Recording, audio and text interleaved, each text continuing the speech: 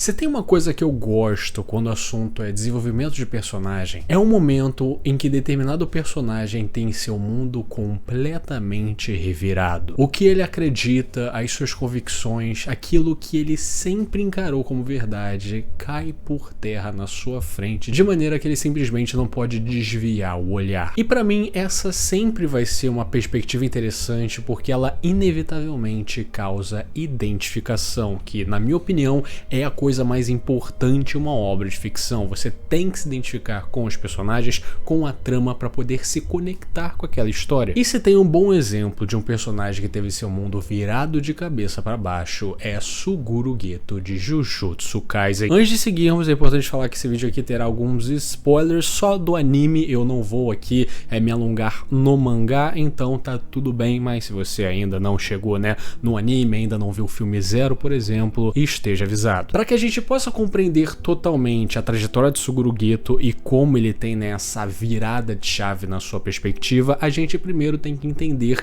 como o mundo de Jujutsu funciona. O universo de Jujutsu Kaisen é bem simples. Estamos falando de um Japão um pouco diferente, onde maldições permeiam pelos cantos que as pessoas não conseguem olhar. Mas existe um grupo seleto de pessoas que conseguem lidar com elas, chamadas feiticeiros Jutsus ou os xamãs. Esses caras nada mais são do que heróis que nunca serão reconhecidos pelo seu trabalho. Serão figuras que geralmente treinam desde criança e morrem cedo, porque esse mundo é implacável, e nunca terão reconhecimento devido, tudo em prol da humanidade ficar protegida dessa sociedade. Com a gente entendendo que não existe uma existência mais escrota do que ser um feiticeiro Jujutsu. Porém, a primeira vez que a gente vê o Suguru Geto em cena, ele aparece como sendo o Mastermind, o chefe das maldições, o vilão dos vilões. Sendo que o curioso aqui é que ele é trabalhado como um feiticeiro Jujutsu que virou casaca e foi pro lado das maldições contra a sociedade que a gente vive. E com o decorrer do tempo a gente vai tendo mais dicas sobre essa figura, da sua vivência com personalidades como o próprio Satoru Gojo e o que ele fez para ser considerado uma ameaça, mas nós só compreendemos esse personagem de fato em um dos melhores arcos de Jujutsu Kaisen, o arco do passado do Gojo e de Suguru Geto, chamado Inventário Oculto. Nesse passado conhecemos como era o jovem Suguru Geto, um dos feiticeiros mais idealistas que podia ter. Um cara que seguia totalmente com o livro de regras e o ensinamento de ser um feiticeiro. Feiticeiros existem para proteger a sanidade mental dos humanos, servem para proteger aqueles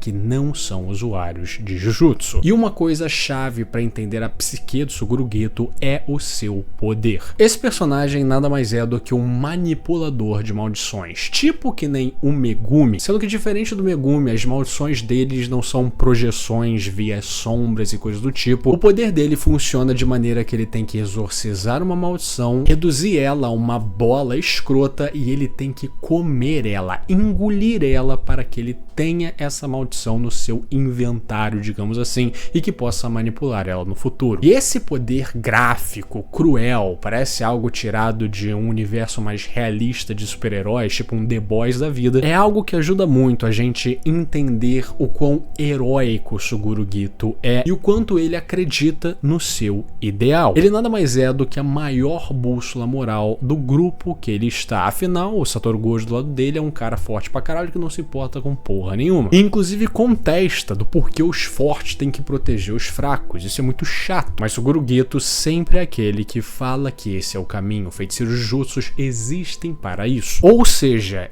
Geto aguenta o fardo do seu poder porque ele acredita que ele está fazendo isso por um bem maior. Não interessa que as maldições que eu como têm gosto de vômito e é uma sensação horrível que é impossível de se acostumar. Eu estou fazendo isso pelos outros. Esse é o meu trabalho. De qualquer maneira, a grande trama desse arco é que uma garota colegial qualquer foi escolhida para ser a nova receptáculo do Mestre Tengen. Um cara que é basicamente um semideus do universo Jujutsu. Ele tem o poder de controlar as barreiras que fazem com que só o Japão seja um lugar afetado por maldições. E por causa disso, tem várias entidades que querem matar essa garota, porque matando ela, as maldições vão ficar malucas e o mundo vai ficar doido, vai entrar o caos louco. Outras organizações veneram o Mestre Tengen Tengen como ele é, e ele se tornar uma garota é uma maculação da sua forma divina, e eles são contra isso e querem ficar contra ela. E então, os dois alunos mais fortes da escola Jujutsu, Geto e Gojo, são, né, elencados para fazer essa missão, levar ela até o Tengen. Sendo que nessa missão, eles criam um laço muito forte, aonde a Manai, ela finalmente pode ser jovem de novo, se diverte, vê o quão belo a vida é. Afinal, ela sempre ficou presa nessa percepção de que ela é especial,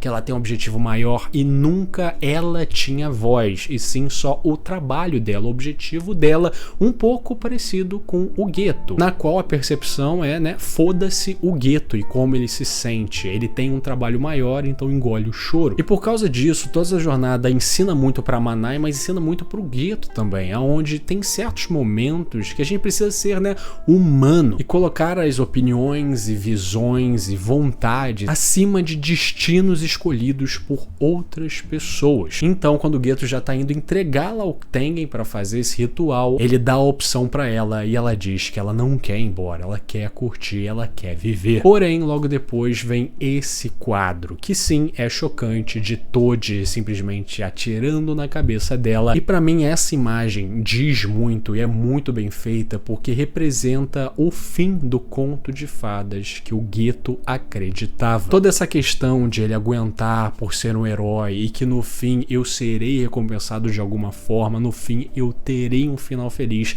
Ele vê na frente dele que uma menina tão parecida com ele acaba de morrer de maneira sumária. E esse é o primeiro grande momento de turbulência na mente do Geto, que vai piorar bastante daqui a pouco. Porque depois disso, Toji derrota o Geto, entrega a Manai para aquela organização religiosa, Gojo retorna dos mortos, mata o Toji, e no fim de tudo, o Geto vai até aquela sede dessa organização religiosa e vê Gojo carregando o cadáver de Amanai, enquanto esses seguidores religiosos aplaudem, uma cena extremamente perturbadora. E o recém-despertado Satoru Gojo pergunta pro Geto: você quer matar todos eles? Afinal, eles são os culpados da morte dessa menina, querendo ou não. Mas Geto fala: deixa pra lá, não há sentido. Me parece que aqui só há seguidores com fé. Aqueles envolvidos com o mundo Jujutsu já se foram. Diferentemente do que aconteceu com o dinheiro da recompensa, eles não podem mais se livrar da situação. É um grupo que sempre causou problemas, eles vão se desmembrar logo. Sentido, é? Será que precisamos mesmo de uma razão? E Geto, mantendo seu ideal forte, claro que é importante, especialmente para nós, especialmente para xamãs. Sendo que, obviamente, ele fala isso no automático. Ele não acredita mais tanto nesse papo. Afinal, seu conto de fada já foi quebrado um pouco antes e agora ele vê a maldade da humanidade. Pessoas aplaudindo enquanto Satoru Gojo está com o cadáver de uma menina inocente no seu colo. É como se a cortina que mostra a verdadeira face da humanidade finalmente estivesse sido aberta em frente ao Geto. E ele é obrigado a ver aquilo que estava escondido. Então, vida que segue, ele exorciza mais maldições e ele pensa: é um sabor que ninguém sabe, o gosto de uma maldição, como ingerir um pedaço de pano que limpou um vômito. Exorcizar, consumir essa rotina, esse ciclo desgastante, horrível, que eu fazia por causa de um sentido, eu fazia porque eu era um herói, eu estava salvando pessoas. Mas pra quem eu tô fazendo tudo isso? Pra quem eu me submeto a esse ciclo horrível? E obviamente ele lembra daquelas pessoas aplaudindo de maneira perturbadora aquele ato, o fim da inocência. Desde aquele dia tem se passado na minha cabeça: o que eu vi aquele dia não foi nada incomum, um mal escondido conhecido por todos. Sabendo disso, eu escolhi protegê-los como um xamã Jujutsu. Ou seja, não se perca. A humanidade sempre foi cruel, sempre foi maldosa. Todo mundo sabe disso. Mas ver é diferente de saber. Siga com o seu dever. Mas lembrando daquela imagem, ele chama os humanos, aqueles desprovidos de energia amaldiçoada que não sabem o que é viver nesse mundo, de macacos malditos. E é como aquele ditado, né? Nada está ruim o suficiente que não possa ficar pior. Ele tem uma conversa com uma feiticeira de grau especial, a Yuki Tsukumo, que é uma referência nesse mundo de maldições, e ela, conversando com ele, fala: bom, sendo franca, se toda a humanidade se tornar xamã, nenhuma maldição nascerá. Com esse papo surgindo, com eles debatendo como que eles vão, né, lidar com as maldições e blá blá blá. Geto então fala: então temos que matar todos os não xamãs, certo? Yuki confirma, mas fala que não tem essa coragem. Por acaso você odeia os não xamãs? E ele fala: eu não sei. E é óbvio que ele não sabe. Olha o quanto que esse cara se sacrificou todos os dias, todo dia correndo risco de vida, vendo amigos morrer à torta e à direita, tendo um poder que parece mais uma penitência, uma punição por algo que ele nunca fez. Tudo ele fazia por eles e olha como eles me retribuem. E para piorar as coisas, um de seus melhores amigos, o Haibara, é morto em uma missão, morto por causa de uma maldição, mais um que morre em prol da humanidade. Mais um feiticeiro que morre ao invés deles pagarem alguma coisa. Todos esses eventos ajudam ainda mais a turbulência e quebra da psique de Geto acontecer, com ele finalmente aparecendo em uma casa, em uma vila pequena, onde um casal teria espancado e prendido duas garotas que aparentemente eram consideradas maldições que tinham matado várias pessoas, e ele não aguentando o quanto os humanos podem ser cruéis com aqueles que manipulam maldições, com aqueles que estão nesse mundo, mesmo eles fazendo tudo para proteger eles, ele proporciona um pouco de retribuição, invocando suas maldições e matando toda aquela vila, com a morte de mais de 100 pessoas na sua conta. Com esse evento marcando de vez a quebra da bússola que ele era. O verdadeiro preço de ser um idealista em um mundo tão escroto. Tudo o que ele fazia era sob um pilar muito claro. Mas quando ele percebe que aquilo que ele está sustentando é feio, é ingrato, é cruel, o pilar não vai só ruir, mas como tudo vai mudar. E depois desse evento, ele obviamente se torna um criminoso procurado, e a pessoa que é mandada lidar com ele é o seu ex-melhor amigo, Satoru Gojo. E um debate acalorado, onde ele diz: tá, e o seu plano agora é matar todos os não xamãs? Vai tomar no cu, cara, isso é impossível, acorda. Nesse momento, Geto retruca: é possível pra você, não é, Satoru? Afinal, o feiticeiro mais forte conseguiria fazer o que quiser. Eu adoro esse quadro, com a conversa deles acontecendo enquanto várias pessoas normais passam por eles, mostrando de maneira bem didática essa separação de universos e a própria separação do Geto para com eles, com ele aparecendo, né, com roupas pretas, enquanto todos estão com roupas claras. Você é o mais forte porque é Satoru Gojo? Ou você é Satoru Gojo por ser o mais forte? O que lhe define e o que te impede? Se eu pudesse me tornar você, até mesmo essa ideia estúpida seria plausível, não acha? Então, vendo Geto ir embora, ele se prepara para matar esse homem que precisa ser parado. Me mate se quiser, afinal haverá um significado nisso. E vendo ele se mesclar com os humanos, se mesclar com os macacos na visão de Geto, ele se recolhe, ele não tem coragem. Sendo muito importante essa percepção, Geto, por mais que seu mundo tenha quebrado e tudo que ele viveu até agora, para ele foi uma mentira, para ele foi em vão, ele ainda precisa se agarrar a ordem, por menor que seja, ele ainda precisa fazer algo que ele acredite ter um significado. E esse é um preço ainda mais perturbador a se pagar, porque ele não consegue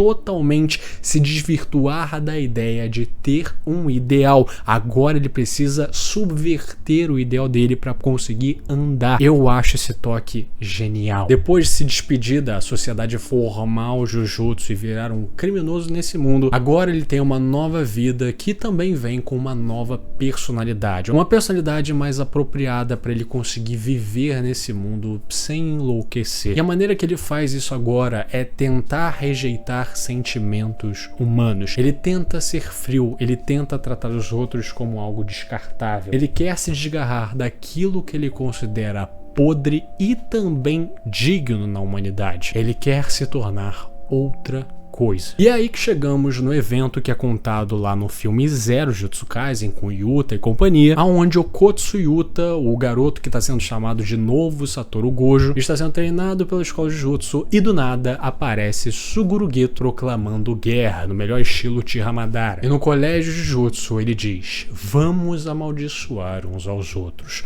tanto quanto quisermos. Com ele sendo representado exatamente da maneira que eu disse. Alguém que quer ser totalmente desse universo. Vamos amaldiçoar os outros, não é vamos guerrear, não é vamos lutar, porque isso quem faz são os humanos. Então o grande plano do Geto é matar o Yuta, que é, né, o seu maior obstáculo para o seu fim, que é matar todos os não xamãs e blá blá blá, porque ele já vai ter que lidar com o Gojo e lidar com o Yuta ainda por cima não vai dar. Então nesse momento os companheiros do Yuta, né, o Inumaki, o Panda, tentam protegê-lo do Geto, e com ele vendo isso, ele grita aos céus: eu estou profundamente comovido. Vocês apressadamente vieram para salvar o Okotsu, feiticeiros Jujutsu tentando salvar uns aos outros a ponto de se sacrificarem.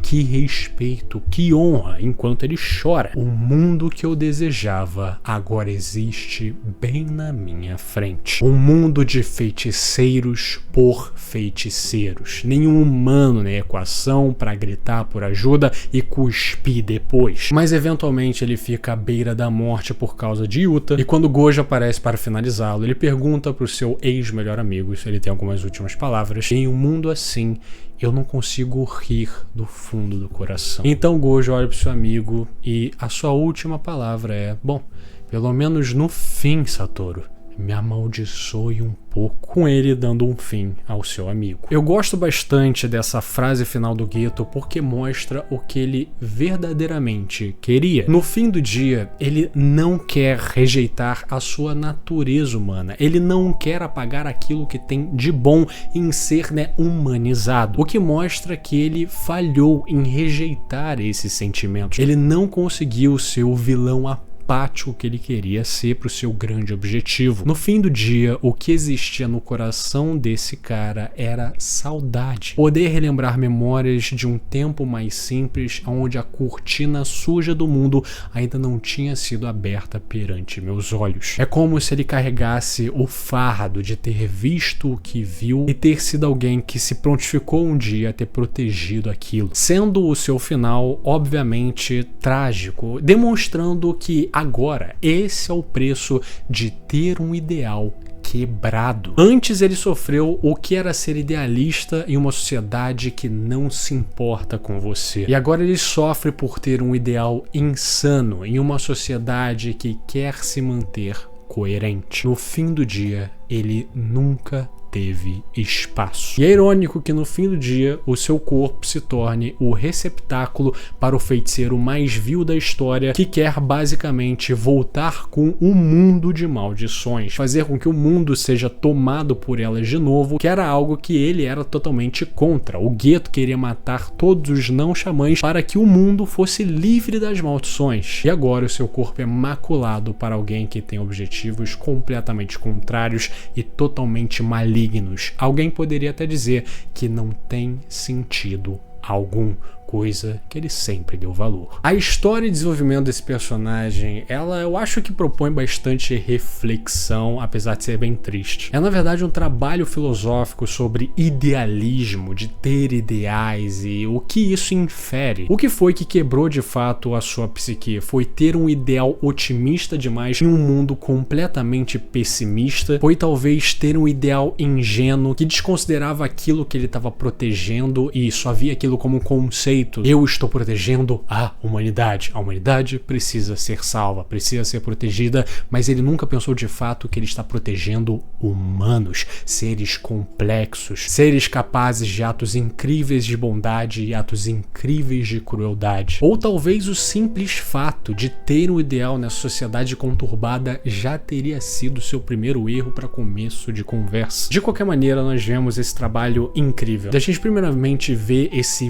vilão meio silhueta, né? Quase como uma entidade, um feiticeiro com uma cicatriz na cabeça, o caralho. E aí a gente entende seu passado de um personagem completamente cinzento que sofreu o que sofreu. E é crível vendo o que ele viu e o que ele sofre, até onde ele chegou. E posteriormente no arco do Yuta ele se tornando um vilão, ele aceitando essa escuridão no seu peito e ele sabe que ele vai ter que ser vil para fazer aquilo que os outros não têm coragem de fazer. E depois seu corpo sendo utilizado como receptáculo espetáculo de um super vilão que vai contra tudo que ele acredita. É realmente o personagem com camadas e mais camadas, e que, na minha opinião, foi muito bem feito e muito bem tratado no sentido narrativo de que a sua história é coerente, é reflexiva e com certeza ousada para a obra que está. Realmente um baita personagem com uma baita lição. Antes de me despedir, eu só quero falar um negócio. Se você viu o último Dante Responde, você viu que no meio desse vídeo eu falei ali que no domingo que já passou teria o primeiro vídeo do Paraíso de Dante. E se você for agora lá no meu canal, uai, cadê a porra do primeiro vídeo, seu filho de uma puta? Eu já avisei o que aconteceu lá no meu Instagram, inclusive, né, o link está aqui na descrição, me siga lá. Mas o que acontece é o seguinte, o vídeo já está pronto, já está feito, já está enviado, verificado,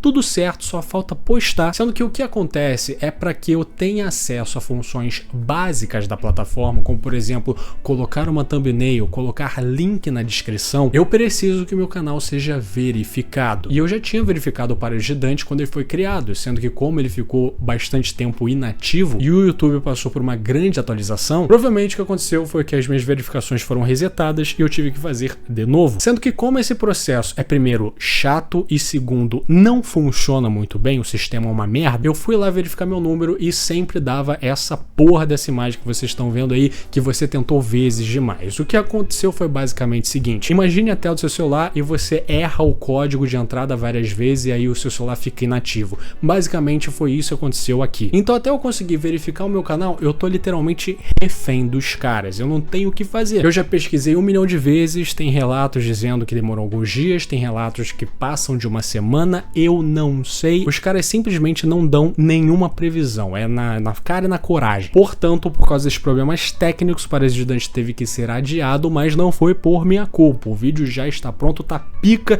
e quando chegar vai abalar, então vá se inscrever no Paraíso de Dante. Se você chegou até aqui, meu muito obrigado. Lembre-se sempre, curta, comenta, compartilha e se inscreva no canal, isso me ajuda demais. Se estiver pelo celular, dê uma hypada para ajudar o guri. Um agradecimento especial para o Alisson Rodrigues, Guaxinim Gamer, Buruburu, o Gugas, a Rosca dele, Vanilson Silva, Retroblade, Bigode Orei, Maria, Gustavo Onder, Matheus Santos, João Pedro, João Oben, Pedro Junqueira, Pedro Cordeiro PL, Gabriel Franco, Volknar, Yukaki Amagis, que odeia baixinhos, Chico Mia, Rio Benedito, Iburo, Indialogável, Togers, Fábio Luiz, Victor Moser, Jean, Gustinguel, Gabriel Zardo, Frost, Isaac, Giovanni Vaz, Guilherme Cruz, Jonas Fagundes, Madrugabi, Matheus Zaaf, Feceu, Saulo Rodrigues, Matheus Siqueiro, I Love Blondes, Quebra-Cabeças, Prod Tawat, Timon Analítico, Goiaba 202, Hipnos 11, Devens, Vinhos Flores Amargas, Killer, É Verdade, Pedro Rodrigues, Vitória, Toxic, John Vector, Bambu e Salom, Worth, Gabriel Rachadel, Meu Nome é Jorge, Stedrovande, Manjobão, Catraca, Makoto Fanudante, Branco Júnior, Richard K, Teus 7, Paulo Vitor, Rafael Ribeiro, Gabriel Fraga, Philips Morgan, Pixel Z, Iride, Dimitri Alves, Kaique Alexandre, Jackson D, Ângela Cavalcante, Maurício Vieira, Sugiro Kinemami, Yuri Fukuda, Woffen, Caio Dutra, O Jardineiro Jesus, Exáveri, Somos Nozes, Ierrude, Pai de Dois Gatos de Smoke, Pepoca, o Ev, o Fluminense, Cowboy do Espaço, Igor Viana, Entrou o Sabonete, o Buraco do Peru, Gabriel Rodrigues, Abílio Rua, João Vitor, Renan Corrêa, Guilherme Xavier, Igor Pereira e Fiat Paul todo fudido, um bom filho a casa torna. Eles são os membros do canal, muitíssimo obrigado pelo seu apoio, vocês são fodas demais. E se você quiser ser que nesses paladinos do Inferno de Dante, considere ser um membro também. Uma coquinha, uma cervejinha que você deixa de beber no mês e então assim, se tiver sua nessa carteira, por favor, considere. Tchau, tchau.